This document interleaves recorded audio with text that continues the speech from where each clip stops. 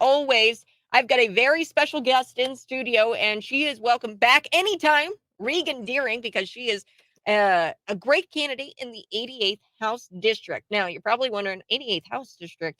And Dan Calkins in that district? Yes, he is. He is in that district. Now, he made a promise to not run. And folks, we're all about term limits, right? We're all about, hey, do your time, serve it. Thank you for your service, Dan Calkins, in that district. He's a great state rep, um, a friend of the show, friend of the program, Cities 92.9, friend of the station. And he said, "Look, I'm not running for a third time. I'm not doing it. I'm stepping out. I'm not going to become a career politician." Dan Brady. Sorry. I had the smoke in the air. I'm telling you, Dan Brady. No. That's my feelings, folks. I'm not for a career politicians. I'm just not. I'm over it. I'm over it.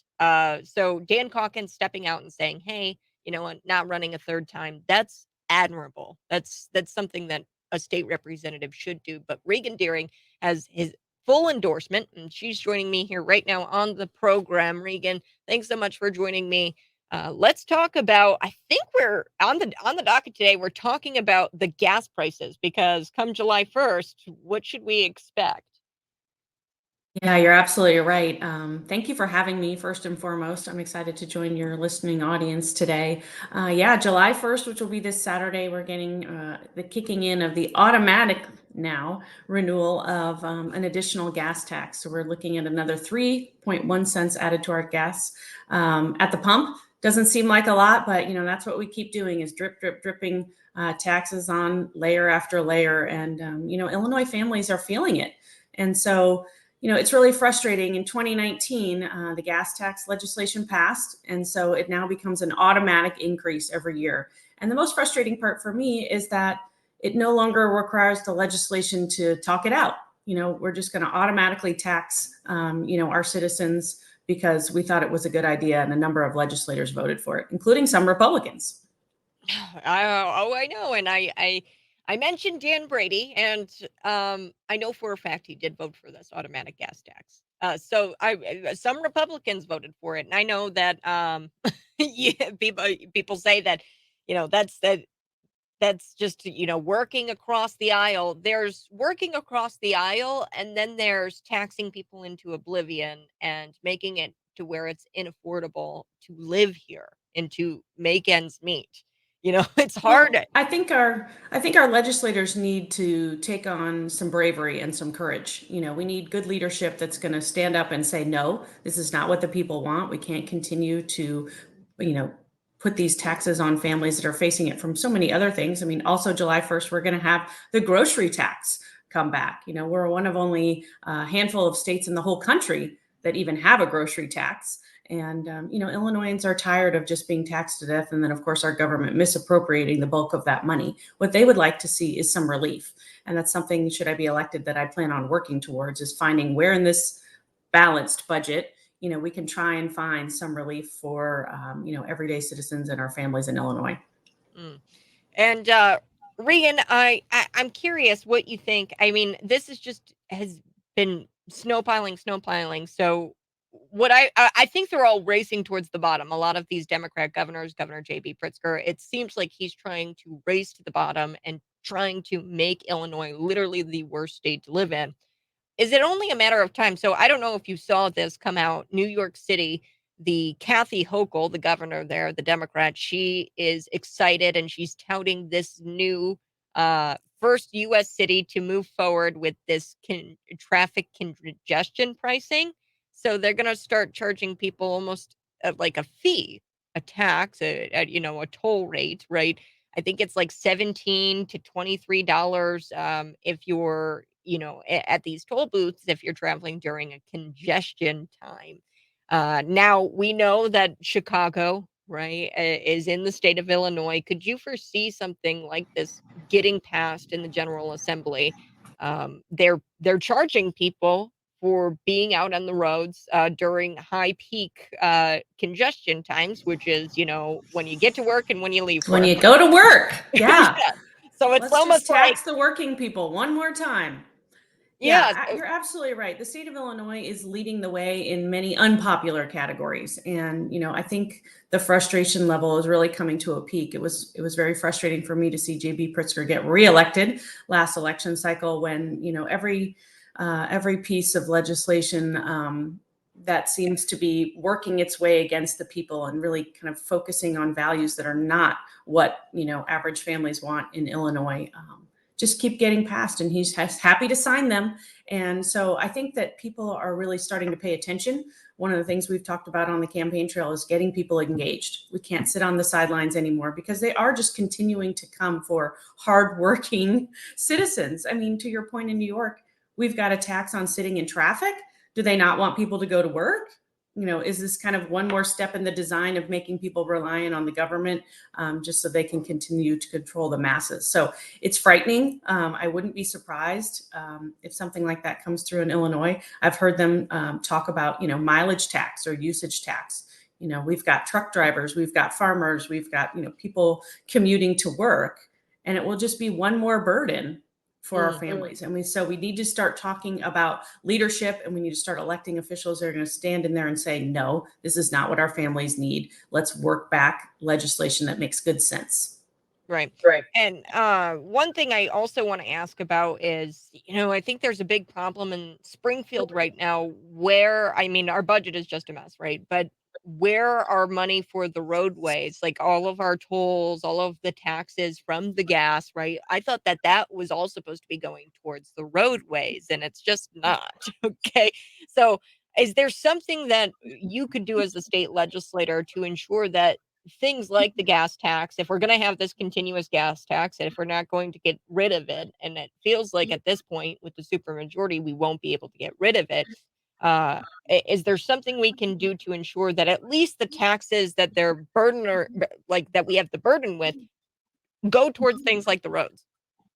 Yeah, no, you're absolutely right. I mean, I am in Decatur. We have a local municipal gas tax too that is supposed to be building up for our roads. And, some of it ended up subsidizing a new gas station that was coming in on our interchange. So while I can see the benefit to that, because, we are on a really high traffic commute area, people are complaining about, their roads that they're getting to and from in our actual city. So, when you have that combination of local roads, state roads, federal highways, all coming into central Illinois.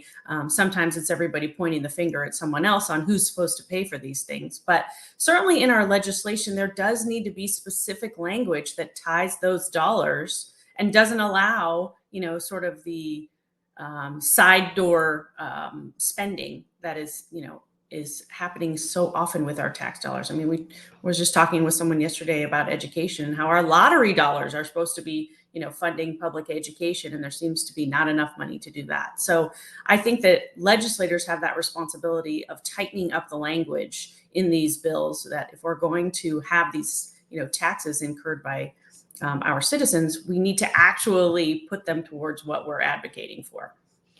Yeah. Road tax should go to roads. Yes, and there's one tax that we haven't really even talked about yet here. We're talking with Regan Deering. She's running in the 88th House District. That's Dan Calkins' old district. She has the full endorsement of Dan Calkins, who promised not to run for reelection after 3 years of service, and he's fulfilling that promise. Now, J.B. Pritzker says this about the grocery tax. Quote, I would like very much to eliminate entirely the grocery tax, but it is a matter of local governments and what they do if they didn't have that income as a result of the grocery tax. So, can you unpack that here for me? So he says that it's it's a matter of local government. So is that our municipalities who have to do away with it? I don't understand what he's saying here because it's a grocery tax that goes to the state, right? State.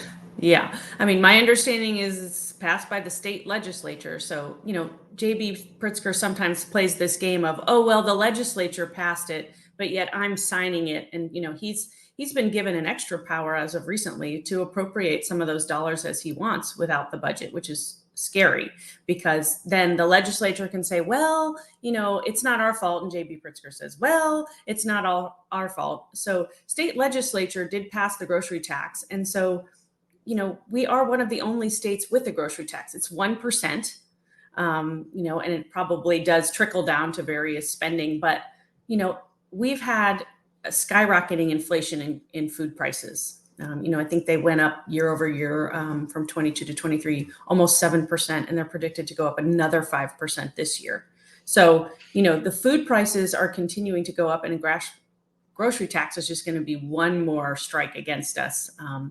So It's nickel JB and diming. Pritzker is in full control. If he wanted to have the legislature come into, session and talk about eliminating the grocery tax, I'm pretty sure it could get done. Right. And one more thing that JB says here when he was asked about the grocery tax, he says, quote, I now hear often Republicans complaining about the grocery tax and it being reimposed. But these are the same folks who don't have a solution for, well, how do you reimburse local governments there? So I again, I don't understand how the municipalities play in on this. The municipalities, they have their local taxes that they do. This is on top of, like, this is going to the state. This is passed by the state. The grocery tax goes to the states. Now, like you said, he's doing something very unconstitutional where he can, and it's not even budgeted. It's not in the budget where he just distributes money wherever he wants. Right? That's Well, it's the same, this grocery tax that he's, claiming is so unpopular. It was an election play by him because it was supposed to go into effect in July, and he delayed it conveniently through the election, and it's come into effect. Well, I'm sorry, the gas tax was what he delayed in July, automatic from last year to January, so he could get through the election. I think you remember he wanted the gas pump owners to put stickers on their pumps saying, hey, our governor is doing us a relief favor. But here it is, come right back after he got elected. And now we're talking about a grocery tax as well. So, I think that people are just tired of the gamesmanship and the back and forth. And our legislators need to get courageous, and they need to get brave, and they need to start talking about how we can provide relief for families. There are a handful of states who do have a grocery tax, but then offer a waiver, for example, for low income families.